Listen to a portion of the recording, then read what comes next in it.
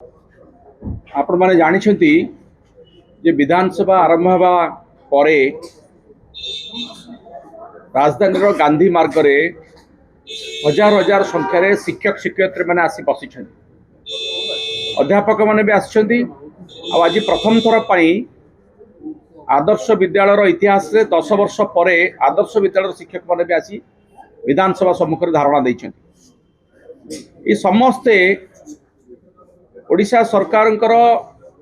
विभिन्न जो नियम रही से नियम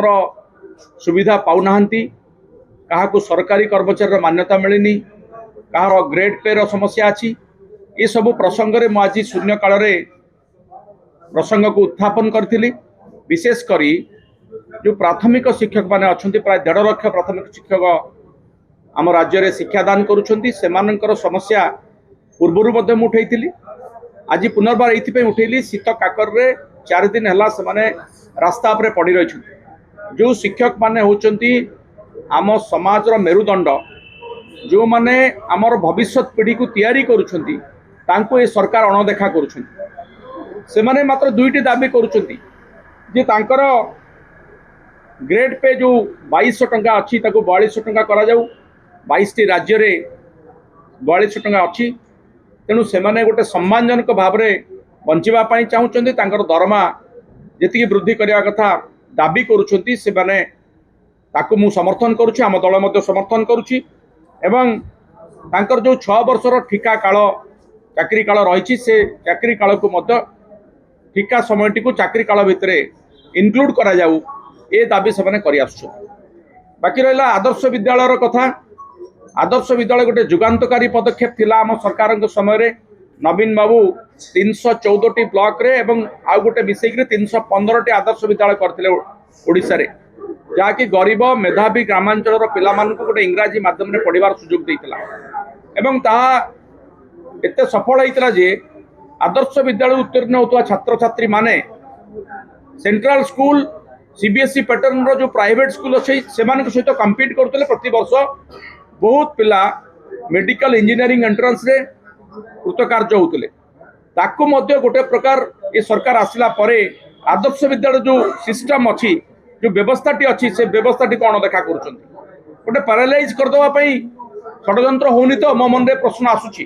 कहीं आसूची से दिन भी कही से मैंने एनएमएमएस गोटे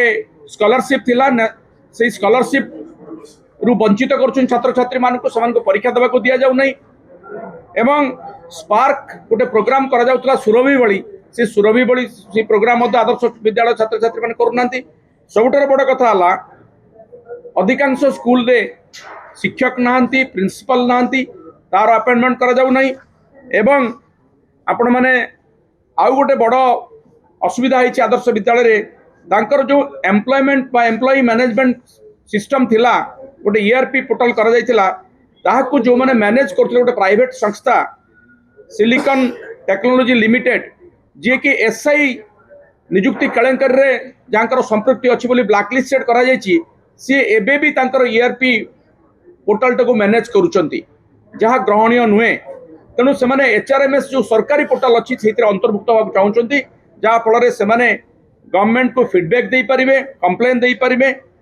सरकारी सिस्टम भीतर को आसी पारिबे ता गोटे बड़ दाबी आदर्श विद्यालय शिक्षक मानकर ताकू मध्य उठाई एवं या पूर्वर किछि दिन पूर्वर ओस्ला जो ओडिशा गोटे लेक्चरर एसोसिएशन अच्छी जो माने कि एसएसबी परीक्षा रे उत्तीर्ण होइकि मेधावी छात्र छात्री माने विभिन्न परीक्षा देकी अध्यापक अध्यापिका होइतिले तांको मध्य सरकारी अध्यापकर मान्यता मिलू नाही से माने मध्य बसी बसी गले ये समस्त जो शिक्षक और अध्यापक माने अच्छे तांकर दाबी सरकार पूर्ण करंतु एवं सरकार दृष्टि दियंतु टाळाटूळ नीति अवलंबन न करा जाऊ जेमती प्राथमिक शिक्षक संघ को कहा जायछि जे गोटे कमिटी गठन हम 6 मास पर से कमिटी रिपोर्ट दब जो विषयटी मात्र 6 घंटे छिड़ब ताकू 6 मास नबार आवश्यकता नहीं सरकार आंतरिकता बोध हुए नहीं आम आशा करुचु आंदोलन सहित आलोचना करा जाऊ आंदोलन को प्रशमित करा जाऊ से माने शीत काकर न पड़ी से घर को फेरी जातु एथि सहित शेष कथाटी मुझे जो 5 लाख सरकारी कर्मचारी अच्छा पूर्व विधानसभा मुझे 5 लाख सरकारी कर्मचारी मानू से बीमाभुक्त स्वास्थ्य बीमाभुक्त करा जाऊ सेतबेले से पूर्व सरकार बीएसके रे से 3% लोक को छाड़ी जाइए से सरकार तो बीएसके को बदल आयुष्मान आनी आयुष्मान योजनार अंतर्भुक्त करा ओल्ड पेंशन भितर को निया जाऊ ये केतोटी दाबी आज शून्य काल में उठे आशा करुच्ची वर्तमान सरकार एप्रति ध्यान देवे एवं कर्मचारी मान दुख शुणी। हाँ मुझे उठे गोटे प्रश्न पचारि एक्चुअली से प्रश्नर उत्तर आने देखी से प्रश्न उत्तर केमती मंत्री मानकर क्वार्टर मरामती रे लक्ष लक्ष टंका व्यय कर व्यय कहे कि अपव्यय कहे आपण छाड़ी दूसरी जड़े जड़े मंत्री 50 लाख टंकार अधिक घर मरामती नहीं खर्च कर आज्ञा मरामती हुए जे नुआ मंत्रिमंडल आसे जो गोटे घर क्वार्टर तार मरामती हुए किंतु 40 लाख 50 लाख 60 लाख टंका मरामती खर्च होती ये सरकार जो गरीब खटिखिया लोकंर झाड़ बुआ अर्थर अपव्यय नुहे नुहे तो मुझे प्रश्न सरकार को पचारुची आपण मान भी पचारुची ओडिशावासी जानतु गोटे ओडिशा भली गोटे राज्य जोटा गरीब राज्य थिला वर्तमान गोटे समृद्ध राज्य में परिणत होगा जाउची से अर्थ को निज निज पई विधायक मंत्री माने निज पई खर्च न करी गरीब जनता को पई खर्च करत एथि पई मु से प्रश्न उठेई।